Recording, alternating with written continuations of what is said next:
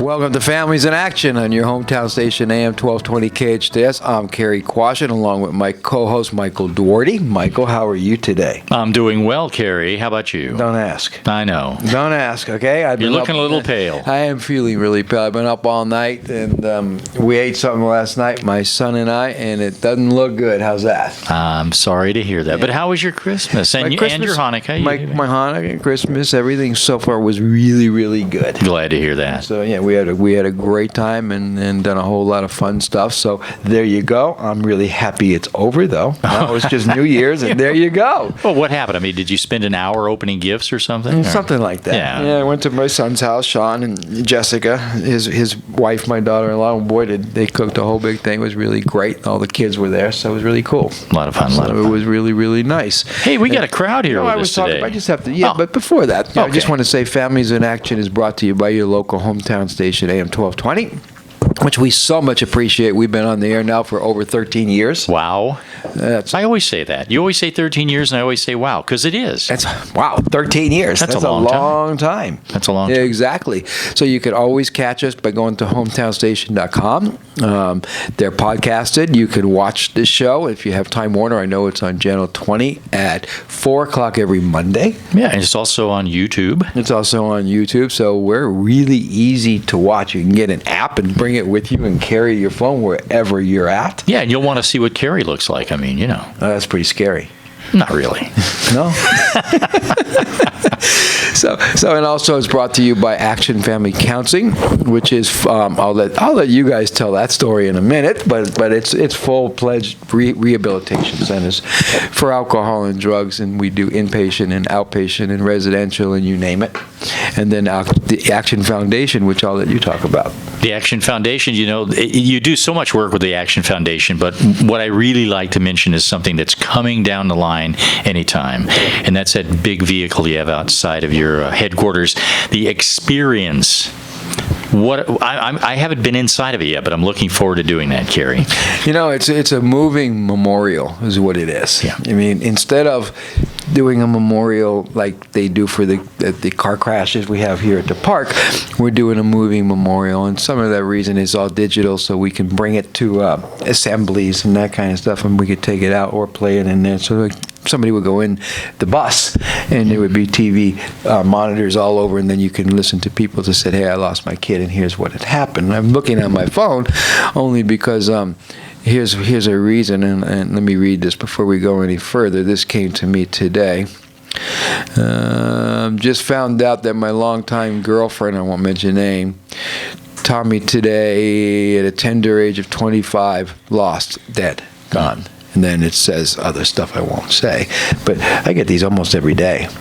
The opiate, as we talked about the last 2 weeks, the opiate, how do you want to call it, explosion, epidemic, we're losing almost 50,000 lives a year. That's right, yeah. 50,000. It was 47,800 and something confirmed deaths because of overdoses.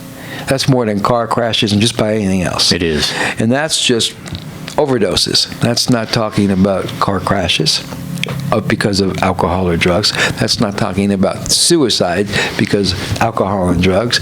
So it's just taken over. It's a disaster. That is an epidemic itself. It is. And I was speaking to somebody on Christmas Eve. It's kind of weird because Christmas is a hard time to get people into treatment. It's like nobody wants to go to treatment during the holidays. I had 35 years clean and sober on Christmas Eve. Congrats. I went into treatment on Christmas Eve. We talked about that last Monday, and here we are, just about there. Yeah, just about there, huh? Isn't that cool? Fantastic.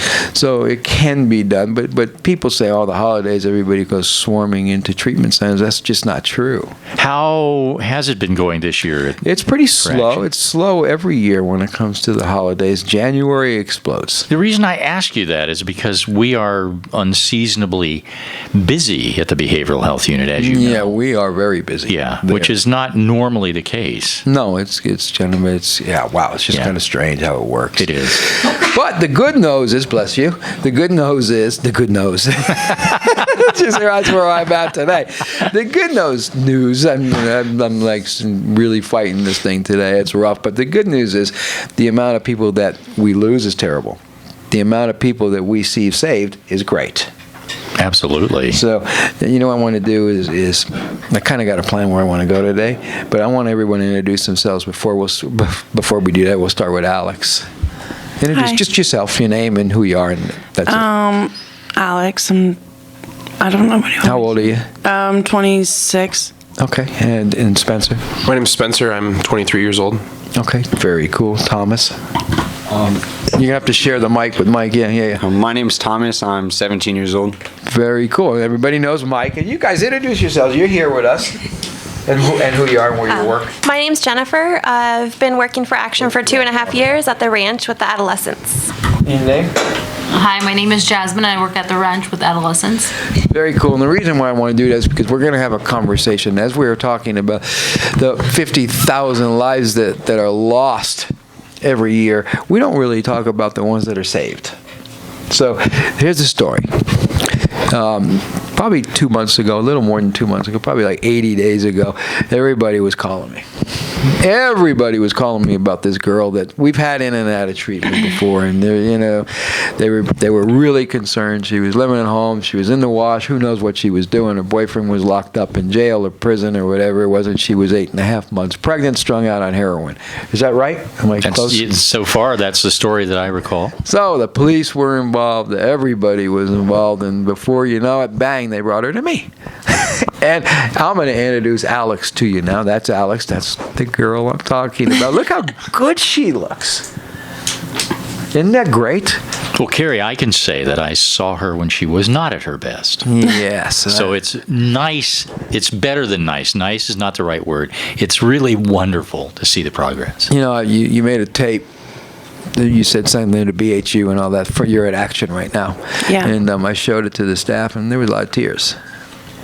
Seriously, I never see. Henry Mayo, everyone was involved in your life there, from the social workers to the doctors to the nurses to the cops to the behavioral health unit, and now you're over at Action. So tell your story, girl.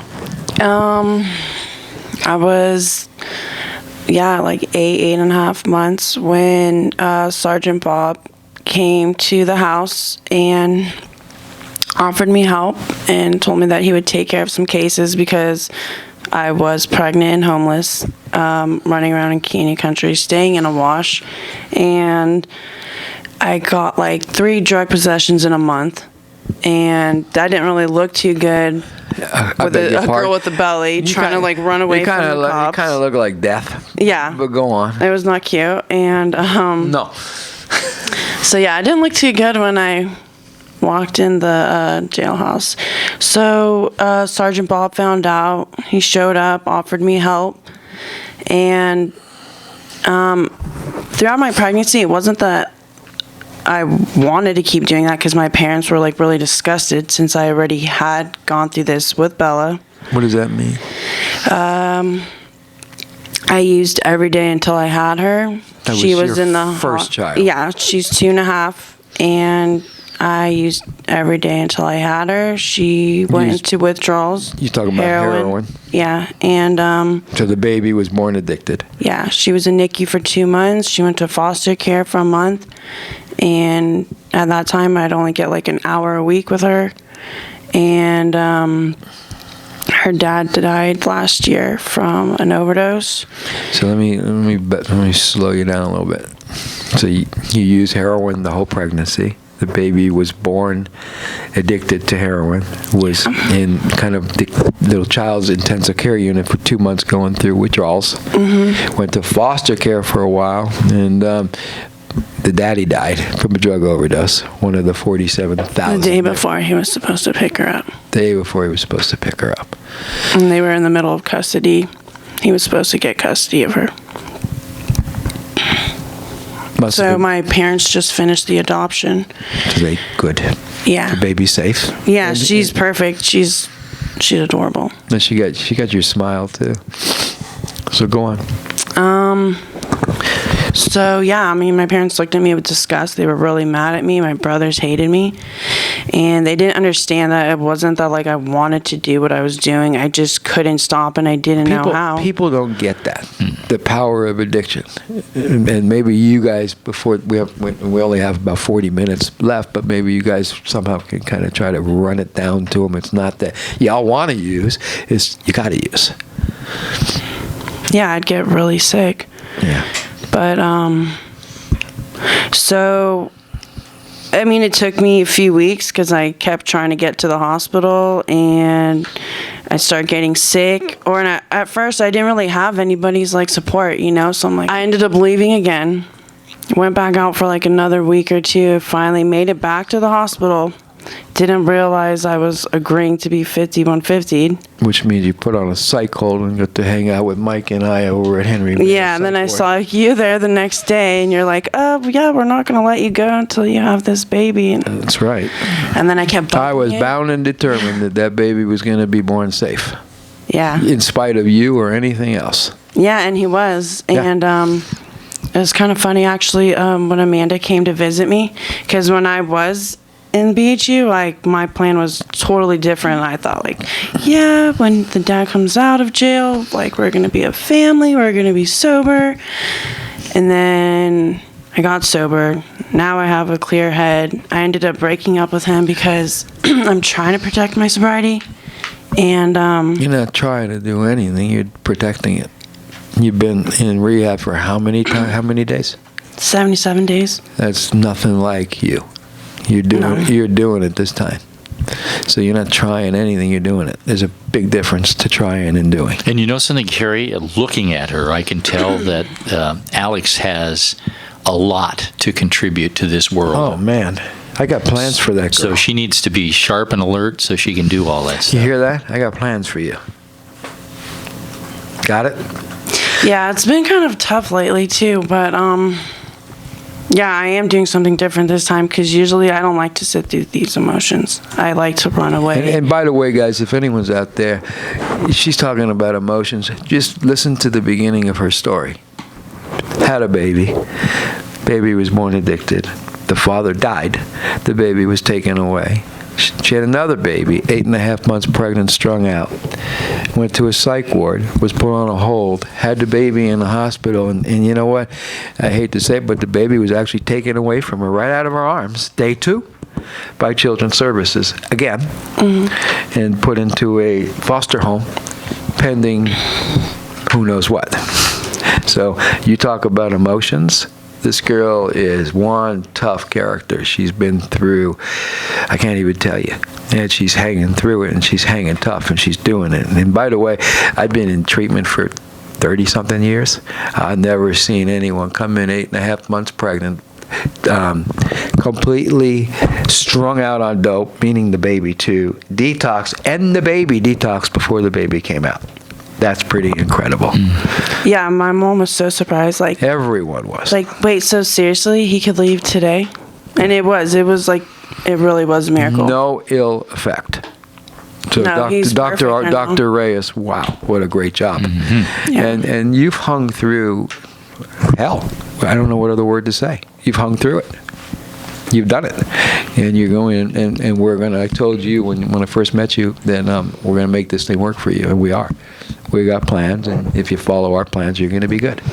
And I'm definitely doing what's suggested. I know. You guys want to say anything? Isn't that incredible?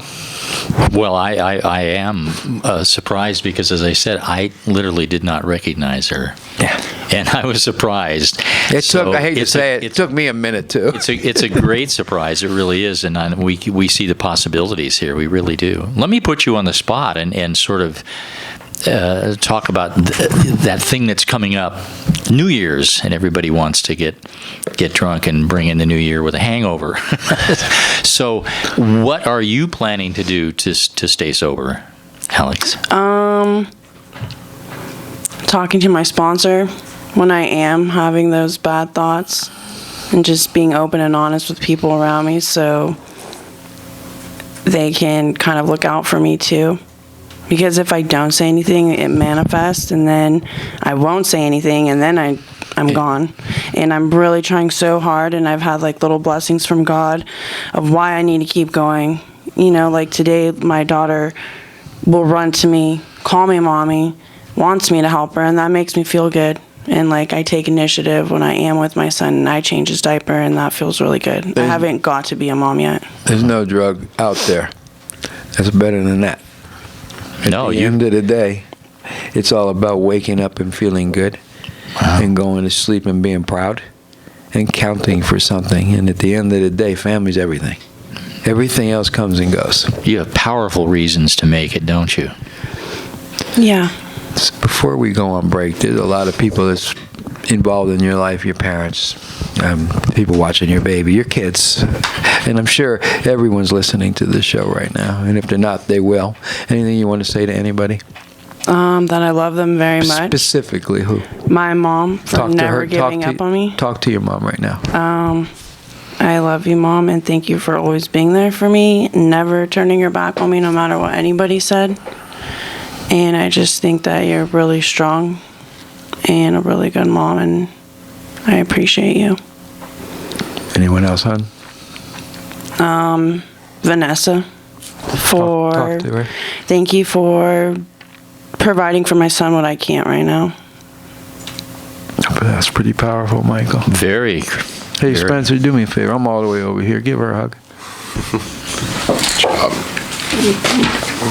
That one's from me. Okay? Thank you. I don't want to get you sick. So let's go ahead and take a break. We'll be right back. This is Families in Action on your hometown station, AM 1220 KHTS.